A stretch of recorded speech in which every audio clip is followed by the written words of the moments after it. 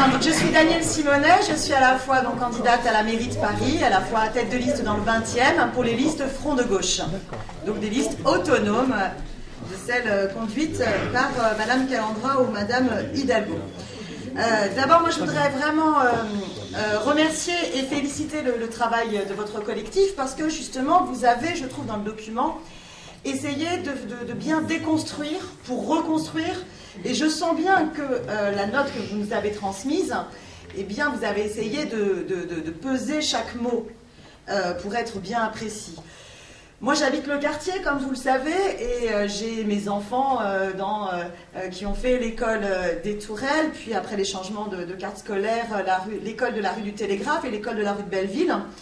Et je suis assez d'accord sur votre diagnostic. Je rentre très souvent tard le soir avec les multiples réunions. Et je n'ai jamais été inquiétée du point de vue de ma sécurité. Et donc, je suis assez d'accord avec vous sur la précision que vous faites entre sécurité et tranquillité. Je n'ai jamais été inquiétée sur ma sécurité. Après, évidemment, le sentiment d'insécurité est un sentiment relatif. Je me souviens d'une anecdote dans un conseil de quartier où on me décrivait un hall d'immeuble catastrophique et j'étais vraiment en empathie totale en me disant « Oh là là, heureusement que mes enfants, je n'habite pas dans cet hall d'immeuble ».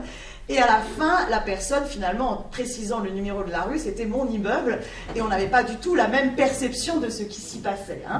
Mais c'est vrai qu'en termes de tranquillité, je sais pertinemment que passer dans la rue du Borigo, à côté des deux cafés, ou rentrer par la rue de Belleville devant le petit épicier, ça n'est pas la même chose que de vivre au-dessus. Voilà, et que le problème, il est un peu celui-ci, surtout, je pense, dans le quartier. Vivre au-dessus et avoir des nuisances sonores en non-stop, voilà, c'est comme ça que j'ai compris, moi, votre diagnostic. Et en tous les cas, c'est comme ça que moi, de par mon vécu du quartier, je le perçois également. Au Front de Gauche, nous pensons que la question de la tranquillité dans l'espace public ne doit pas être une question réservée au quartier chic du 16e arrondissement. Parce que franchement, je suis persuadée que dans les beaux quartiers du 16e ou du 8e, eh bien, ces questions-là ne se posent jamais. Donc, il y a bien un problème à un moment. Il y a bien des politiques qui sont visiblement différentes selon qu'on est dans un quartier populaire ou dans un quartier, je dirais, excusez-moi du terme, s'il choque certains, mais un peu ghetto de riche. Voilà. Donc, je pense par ailleurs que cette question, il faut la prendre au sérieux, mais il faut la prendre aussi de manière transversale et de manière globale. Vous nous demandez vraiment l'aspect précis. Qu'est-ce qu'on peut faire sur les nuisances sonores? Évidemment qu'il faut assumer une verbalisation. Bon. Mais pour autant, il faut être capable aussi de se dire que tout comme pour un problème de santé, on ne s'attaque pas qu'aux symptômes, mais on doit aussi travailler sur les causes. Qu'est-ce qui fait qu'à un moment donné, certaines personnes, et je vous remercie de ne pas y tomber justement et d'avoir bien précisé qu'il ne s'agit pas de dire les jeunes, mais vraiment, voilà, certaines personnes qui en plus sont pas si jeunes que ça, franchement, voilà. Enfin bon, moi je me sens toujours très très jeune, mais je pense qu'on est une assemblée d'une grande jeunesse ici présente, mais néanmoins, voilà, ce sont des personnes plus que majeures. Bien. Donc il faut aussi s'adapter, pas s'adapter, mais se préoccuper des causes. Nous, notre ligne de principe, c'est l'humain d'abord. Donc il y a un discours, même si nous sommes attachés au fait que la police doit toujours rester des fonctions liées aux fonctions régaliennes de l'État, nous ne sommes pas favorables à une police municipale, eh bien nous avons, si je suis maire de Paris et si je continue sinon à devenir conseillère de Paris ou si je suis maire du 20e, j'estime que tout en respectant la fonction régalienne de l'État de la police, j'estime que nous avons un devoir et un droit de parler de comment fonctionne la police. Et nous avons, nous, dénoncé cette logique du chiffre qui amène à pousser à des contrôles d'identité. La logique du fric aussi, mais ça c'est sur d'autres aspects, mais c'est lié parfois, qui amène finalement à être plus... les forces de l'ordre ont besoin de faire du chiffre dans les contrôles d'identité au lieu de démanteler un certain nombre de réseaux et de problèmes. Et que du coup, le problème de la tranquillité des nuisances sonores devient le sujet dont on ne peut pas traiter parce qu'on est débordé par d'autres problématiques. Et donc, voilà, je pense, une des causes de la difficulté qu'on a du point de vue de la police. Mais qui se surajoute avec les politiques d'austérité. Quand vous avez, sous les années Sarkozy, 1500 postes supprimés et seulement 300 restaurés, c'est un souci. Je sais que j'accélère. La vidéosurveillance, évidemment, n'est en aucun cas une solution pour résoudre le problème. Mais par contre, nous défendons les récépissés datés, signés, motivés à chaque contrôle d'identité. Parce qu'à la fois, là où il y a du harcèlement des forces de l'ordre contre des jeunes, et ça existe, eh bien ça les protège contre des processus de discrimination. Et par contre, là où manifestement il y a non-respect des règles et de la loi et qu'il y a eu des contrôles à plusieurs reprises, toujours sur le même motif, cela doit nécessiter eh bien, que la verbalisation ait lieu. Pour terminer, on voit bien que s'il y a eu 140 interventions en 2013 sur la rue du Borrigo, qui est un problème de méthode sur lequel il faut revenir, je pense par ailleurs que dans notre quartier, voyons aussi tout ce qu'il y a de positif. Moi, je trouve que vous avez dans votre document une vision très pessimiste et négative sur le quartier que moi je ne vois pas de la même chose. Il y a une richesse d'associations et vous en avez fait partie. Justement, les fêtes de quartier que vous avez développées et aussi l'ensemble des autres partenaires qui interviennent. Voilà ce qu'il faut assumer de continuer à soutenir. Qu'on arrête de supprimer les postes de gardiens dans les bailleurs sociaux, qu'on arrête de diminuer et d'asphyxier les associations en baissant leurs subventions et qu'au contraire, qu'on donne toute la mesure à l'humain d'abord et à l'implication citoyenne dans nos quartiers. Et qu'on développe aussi nos médiateurs de rue et nos médiateurs de rue intervenant la nuit. Merci Madame Simonet.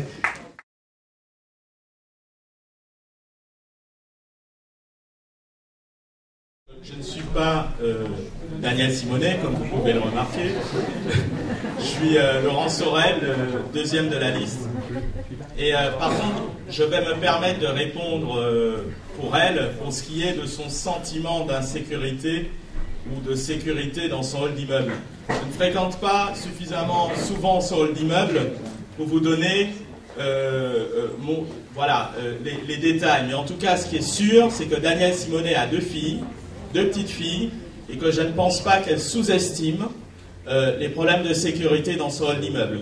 Pour ce qui est de mon cas personnel, alors il se trouve que j'ai déménagé il y a 3 mois, je suis à Porte de Vincennes, mais j'ai habité 10 ans au rez-de-chaussée de la rue Jules Dumien, donc je connais très bien les problèmes, je suppose qu'il y a toujours, parce que je continue à fréquenter le quartier, et j'ai eu effectivement à gérer le problème des groupes de jeunes. Alors c'est plus à l'intersection rue Henri Poincaré, rue Jules Dumien, mais c'est aussi un problème que moi je connaissais quand derrière mes volets fermés, les groupes de jeunes discutaient et que j'avais l'impression d'être dans le même appart qu'eux. Donc ça, j'ai eu à sortir dans la rue, j'ai eu à gérer parfois tout seul, donc je sais exactement ce que ça signifie et parfois le sentiment d'abandon qu'on peut avoir. C'est-à-dire que souvent la seule solution qu'on a, c'est quoi? C'est fermer ses volets, c'est appeler la police et c'est attendre que éventuellement la police fasse le boulot. Moi, ce que j'ai vu des interventions policières, je considère que ce n'est pas à la Starsky et Hutch qu'on peut régler les problèmes de sécurité au quotidien dans nos quartiers. Je pense que ce qui manque, c'est un interlocuteur, par exemple, précis à la mairie, qui permette de régler un problème global, parce que soyons sérieux, un problème, des jeunes qui squattent, d'abord c'est pas tous des délinquants, voilà, mais des jeunes qui squattent, c'est un problème global. C'est pas simplement un jeune qui fait du bruit parce qu'il a été mal éduqué, c'est un jeune qui est peut-être en échec scolaire, c'est un jeune qui est au chômage, c'est un jeune dont les parents sont en difficulté sociale, et forcément, il y a la nécessité d'y répondre par un travail global. Qu'est-ce que c'est un travail global? Où on met en réseau toute une série de services. Effectivement, ça veut dire que la ville travaille. On a beaucoup parlé de travailler avec la police. Oui, bien sûr. Travailler avec la justice. Oui, bien sûr aussi. Mais travailler avec l'école, parce que ces jeunes-là sont souvent en difficulté à l'école. Travailler avec les services sociaux qui les connaissent. Travailler avec les bailleurs, évidemment. Donc c'est cette mise en réseau qui doit être faite. Autre chose, on a beaucoup parlé des zones de sécurité, le problème des contrats locaux de sécurité.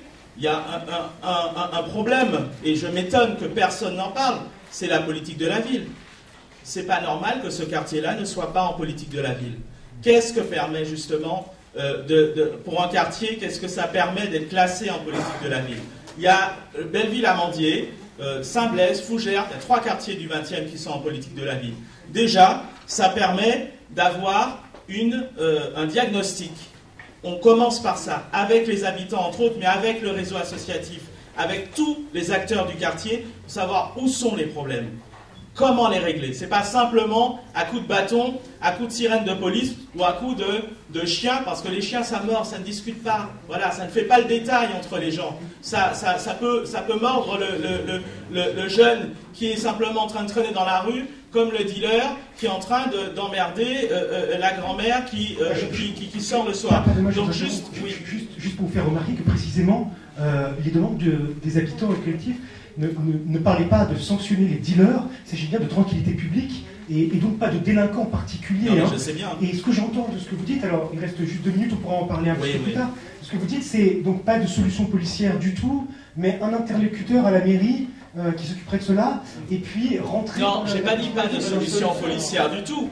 J'ai dit que pour certains jeunes, évidemment, pour certaines personnes, la solution policière est la plus adaptée. Mais pour cela, encore faut-il avoir un diagnostic. Et le diagnostic, il doit être global. Parce que, évidemment, il faut connaître les jeunes. Et connaître les jeunes, c'est pas simplement l'interpeller et l'interroger pendant 2 heures au poste. Ça ne suffit pas. C'est pas comme ça qu'on connaît un jeune.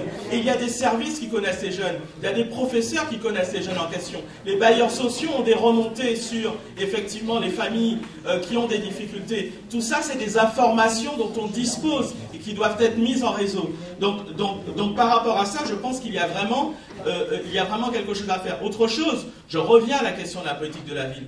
Il y a une association, Feu Vert, je suppose que vous la connaissez, qui intervient sur le quartier. La prévention spécialisée, personne n'en a parlé. Ça, c'est une question importante. Il faut des gens formés pour intervenir, pour pouvoir discuter avec les gens.